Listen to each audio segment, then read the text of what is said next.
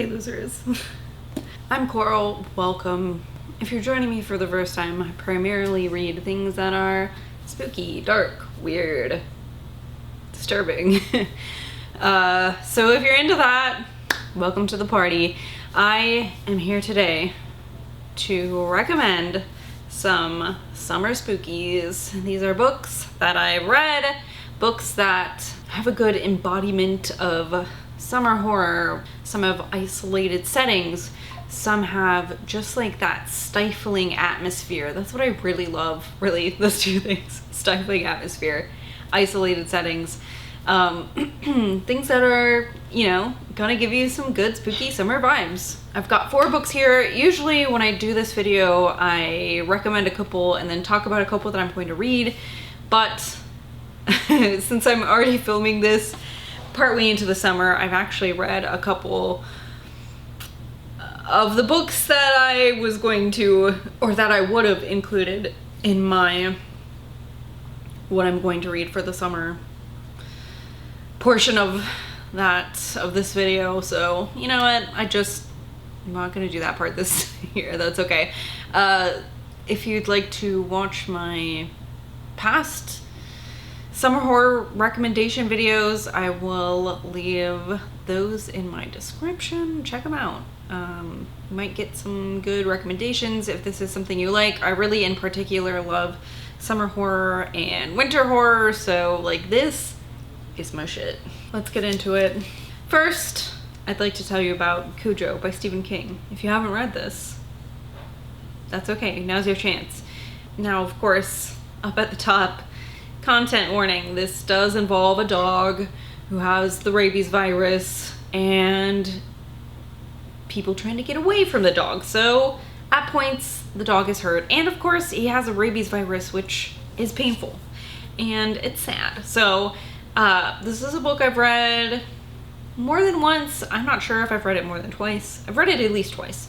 So I feel like as somebody who is usually sensitive to that stuff, at least I read this book without any issues.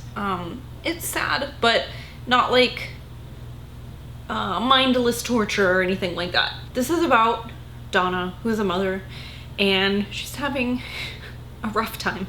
She's done some things recently that are coming to bite her in the ass, and that's not even including the rabid dog she gets tangled up with. So she is taking her car in to be serviced, kind of, at like a mechanic's home. Her husband is out of town. It's just her and her young son, Trent? No, Tad. Tad? I feel like it's Tad. Her young son, Tad.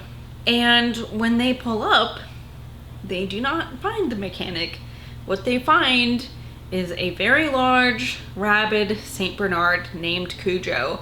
And the car, once they get it there, it does not start again. So they are trapped in the driveway of the mechanic's home in the country with a rabid dog guarding their car. Of course, Donna did not plan for this. There's no food, there's no supplies, there's no water, and it's fucking hot. So this will give you that stifling, really isolated setting, because a lot of this takes place, a lot of the present, you know, Stephen King, he moves around a little bit, but a lot of the present day stuff with Donna and Tad. Is his name Tad? Yes, Tad, I was right. With Donna and Tad take place trapped in this fucking car. It's a sad book for multiple reasons. Poor Cujo. He really tried to be a good boy, which is really sad when you think about it. He didn't want to be bad. Oh, that's so sad. But this will make you need a drink of water for sure. Next, we have Hawk Mountain by Habib. This has a lot of beach scenes. This could be a beach read, but also, this is a troubling book. This is a book that kind of threw me into a funk after I read it. It's just one of those books where it's like everything is going fine, And then something happens and you're like, what the fuck are you thinking? You know, it's like a throw the book across the room type of thing. A book where characters are making the worst decisions and there's nothing you can do to stop them, but like you want to keep reading. So this is about Todd, who is a single father. He has a young son named Anthony, who is like just becoming school age. He's pretty small. And Todd has just like, I don't know, he's kind of a weird guy. He's kind of weird. And he had this like childhood bully that really seemed to affect like the way he grew up. And he has recently moved, having like a clean slate kind of, with his young son, and they're at the beach one day when, oh my fucking god, his childhood bully Jack is just like there and walks up like nothing happened. Like all this traumatic stuff never happened between them. And Jack just starts to like worm his way into Todd's life in a way that Todd is uncomfortable with. And Jack starts to strike up a friendship with like Anthony and stuff, which, how do you explain to a little kid how this makes you feel uncomfortable as a parent, you know, when the child seems to like this person and when the child is very young and things like that. So it's just a really uncomfortable situation, and it just really escalates. So this is another one where I think you really have to be in a good headspace for this. It gets super fucking heavy. Like I said, I think thinking back on reading this, it definitely was a hard read. It took me a while to get through, and it was really excellent, but it was so tense. Boy, it was really tense. It was very tense. Emotionally, like, psychologically hard to get through, and so, yeah. Rough, but excellent, and there's a lot of peach scenes. Not a light summer read, but a summer read. Next one on my list, probably a more of a lighter summer read. This one gets gory, but not as psychologically damaging as Cujo or Hawk Mountain. This is The Forgotten Island by David Sodergren. You might recognize this name. He writes really great like slashers and things like that. So this is about Anna and her sister Rachel. They are taking a vacation to Thailand together after a period of not getting along very well, kind of being estranged. So this is like their let's get along, be happy we're together kind of a thing. They're both young and they want to have a good time. So they're kind of partying and stuff like that. They're supposed to be staying on one island, and they kind of get talked into going to this other island that's like uninhabited.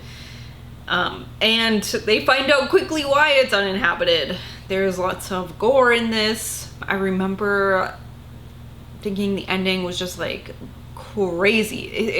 It's humorous.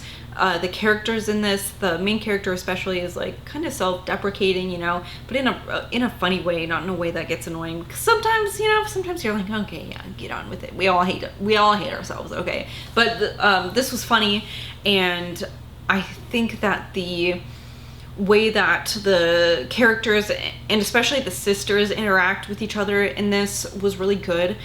The dialogue is really authentic feeling. And boy, this is like a buckets of guts and blood type of book. There is like so much killing. It's really a fun book and great, perfect for the summer. My last recommendation is Black Tide by Casey Jones. This is about Beth, who is house and dog sitting. She doesn't know the people. They aren't really like, she's not familiar with them. They're not like friends or anything, but it's kind of like a ritzier house near a beach, and she strikes up a conversation with the neighbor, who's a man, and they decide to hook up one night. And while this is happening, while they're doing this, there's this strange meteor shower, and the next morning they wake up and it's like the world has changed and some sort of apocalyptic type situation is underway. They make the decision to leave their houses. They have this dog in tow that Beth has been like dog sitting. They make it to a beach and get out of the car and lose the fucking car keys. So now they are stranded at this beach. It's a perfect summer read.